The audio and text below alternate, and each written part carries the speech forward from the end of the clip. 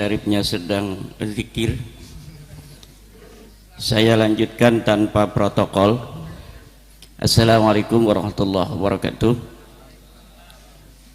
Alhamdulillah, salatan wassalamun ala rasulillah, amma ba'du. Gus Aziz Jazuli, pembicara yang luar biasa, banyak meneliti daripada kerancuan-kerancuan dari nasab Ba'alawi. Saya juga dapat banyak faidah-faidah dengan adanya para kiai-kiai muda dari Nahdlatul Ulama seperti Gus Aziz Jazuli dan yang lain-lainnya yang ikut serta di dalam bagaimana meneliti daripada nasab-nasab Ba'alawi ini. Yang akhirnya saya sekarang tidak sendirian, banyak sekali para ulama-ulama, wabil khusus ulama-ulama muda seperti Gus Aziz Jazuli ini, Tengku Said Qori dan yang lainnya yang ikut bagaimana mengupas daripada kerancuan nasab Ba'alawi ini. Dalam kesempatan yang singkat ini saya hanya akan merespon dari surat edaran yang disampaikan oleh sebuah pondok pesantren di daerah Jawa Tengah, yaitu Pondok Pesantren Al-Anwar, yang membuat edaran tentang takzim nasab Ba'alawi. Jadi membuat sebuah edaran untuk santri dan alumni. Namun edaran ini dipost di media sosial, takdim nasab Bani Alawi dari Pondok Pesantren Al-Anwar 1, pimpinan Gus Najih kalau tidak salah, bahwa berdasar pada penelitian mendalam oleh Lajnah Tarbiyah wa Taskif Pondok Pesantren Al-Anwar, dihimbau dengan sangat bagi seluruh santri, alumni maupun muhibbin untuk tidak turut serta dalam upaya menyebarkan keraguan-keraguan akan kesahihan nasab Bani Alawi sebagai keturunan dari baginda Nabi Muhammad SAW. Hal tersebut setidaknya pada 6 alasan utama. Jadi ada 6 alasan utama yang dikemukakan oleh Pondok Pesantren Al-Anwar dalam bagaimana harus mengakui daripada kesahihan nasab Ba'alawi, dan inilah yang akan saya coba untuk menjawabnya. Yang pertama, alasan beliau, alasan daripada edaran dari Pondok Pesantren Al-Anwar ini, bahwa tidak ada ulama yang mensyaratkan kitab sezaman. Memang di dalam berbagai macam kesempatan saya sangat jarang sekali mengambil kaul ulama di dalam bagaimana adanya pensyaratan kitab sezaman oleh para ulama-ulama. Kenapa? Karena pensyaratan itu adalah sesuatu yang sangat mutlak, badihi. Jadi sesuatu yang sebenarnya tidak usah ada ucapan ulama pun, sebuah syahid daripada kitab sezaman akan adanya tokoh di zaman tertentu itu adalah merupakan sebuah keharusan. Tetapi baiklah, saya akan berikan sebuah ucapan dari ulama tentang bagaimana para ulama mensyaratkan kitab sezaman bagi sebuah nasab atau bagi sebuah tokoh dalam sejarah. Seperti dalam kitab Risalah fi Ilmil Ansab dikatakan bagaimana Syekh Al-Husain bin Haidar Al-Hashimi mensyaratkan adanya kitab sezaman bagi sebuah nasab. At-Tariqus Sani Kutubun Nasabin Al-Abdalil Ulama'i Siqatil Muhaqqiqin Al-Asbatil Lati lam talhaqha aydil huwatil abithina wa du'afa'il matrukina wal wadda'il kadhibina la siyama in kanat masyuratan muntashiratan. Amma in kanat makhtutatan fayajibu at-tasabbutu min al-khututi wa muqabalatun nusakhil makhtutati wa mata 'urifa khattun nasabatil muhaqqiqis siqati fa innahu yu'malu bihi wa yakunu mustanadan syar'iyyan wa 'alaihi al-'amalu fil qadimi wal hadithi wa kadal 'amalu bil wijadat. Ini ada dalam kitab Rasail fi Ilmil Ansab halaman 105.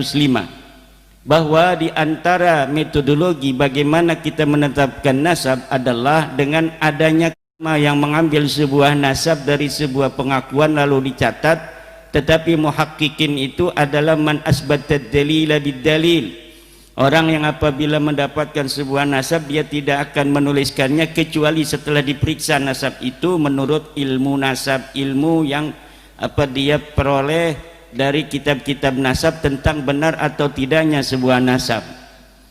Yang kitab-kitab itu tidak dijamah oleh tangan-tangan para orang yang berhawa nafsu, yang bermain-main terhadap nasab, yang lemah, yang ditinggalkan, yang para pemalsu, yang para pendusta. Ini syarat daripada kitab yang harus dijadikan rujukan di dalam setiap masa untuk kesahihan nasab adalah kitab-kitab yang belum dijamah oleh tangan-tangan orang-orang yang punya hawa nafsu, orang-orang yang punya keinginan memalsu dan pendusta. La siyama in kanat masyuratan muntasiratan, apalagi kitab itu yang sudah masyhur dan sudah tersebar, kitab yang mu'tamadah, kitab yang mu'tabarah dalam istilah Nahdlatul Ulama. Amma in kanat makhtutatan, kalaulah kitab itu masih berupa manuskrip, fayajibut tasabbutu minal khututi, maka wajib diadakan pendeteksian, pemeriksaan validitas daripada manuskrip itu, apakah ia orisinil, apakah dia ini manuskrip palsu. Dengan cara apa?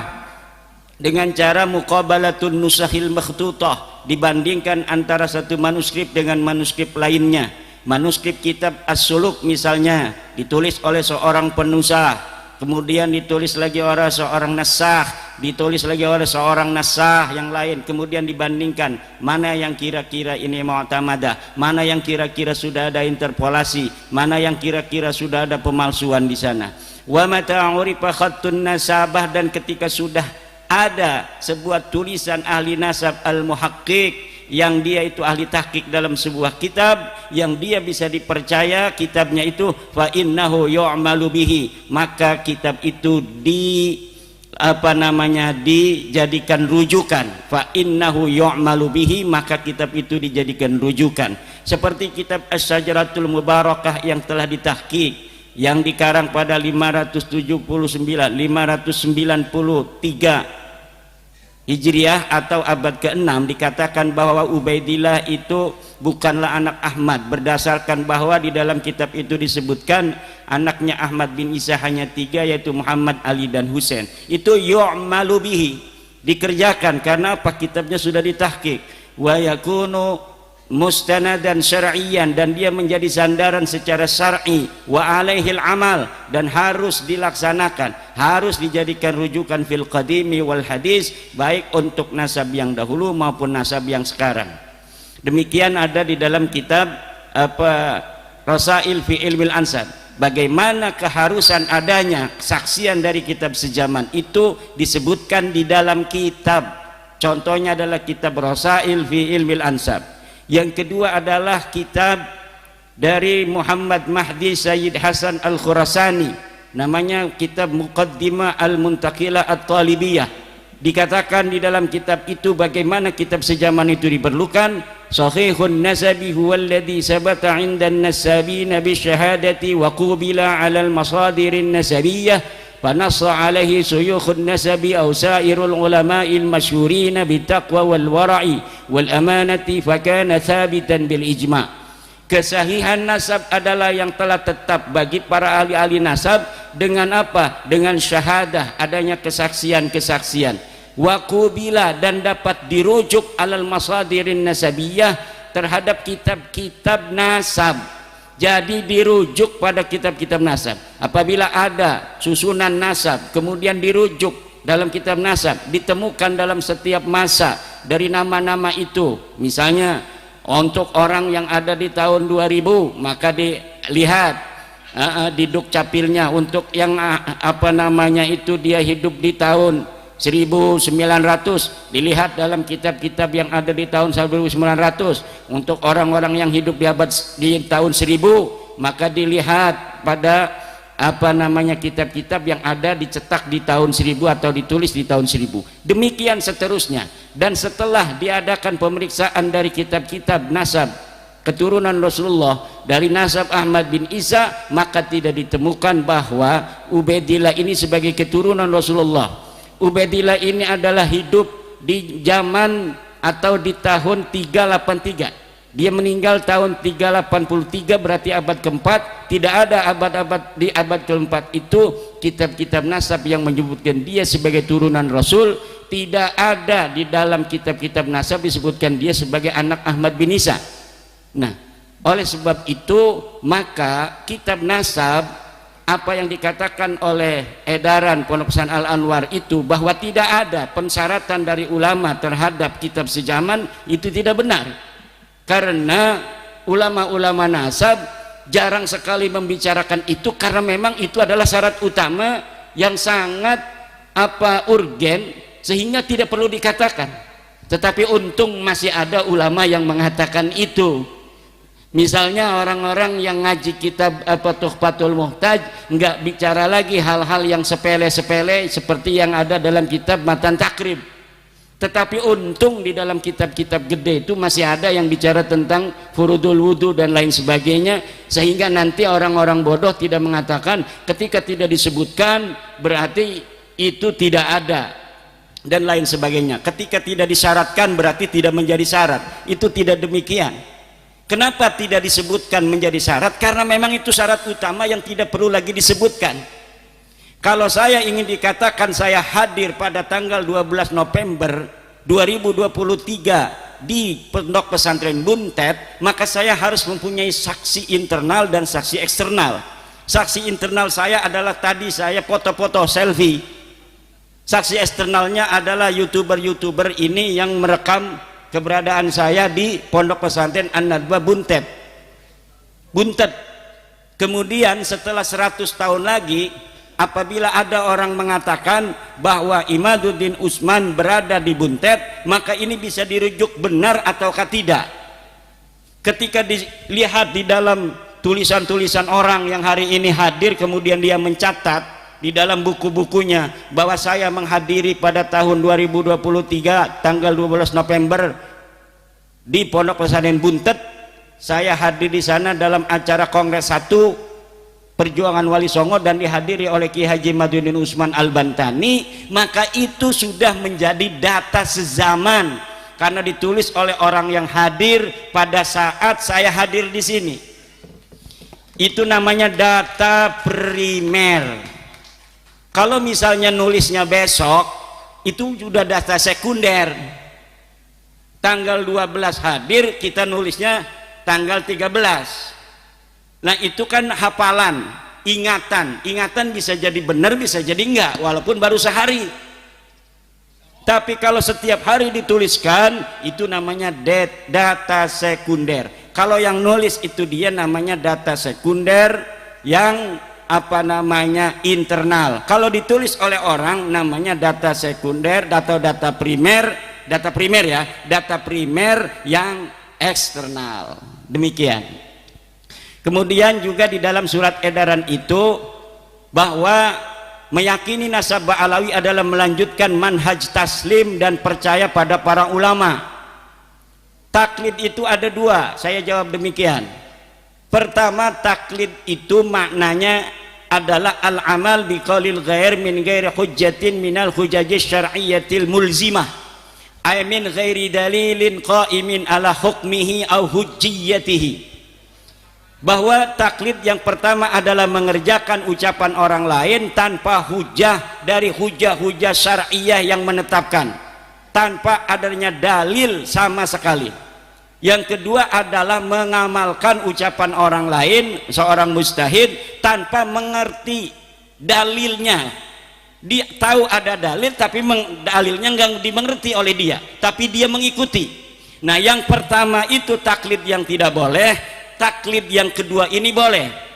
Taklid yang pertama itu sudah tahu dia bahwa itu tidak ada dalilnya, lalu dia mengikuti, itu tidak boleh taklid yang demikian. Kemudian kita tahu itu ada dalil tapi kita tidak terlalu paham karena mungkin keilmuan kita tidak sampai ke sana, maka kemudian kita mengikutinya dengan tahu ada dalil tapi kita tidak mengerti dalilnya. Taklid yang kedua inilah yang boleh.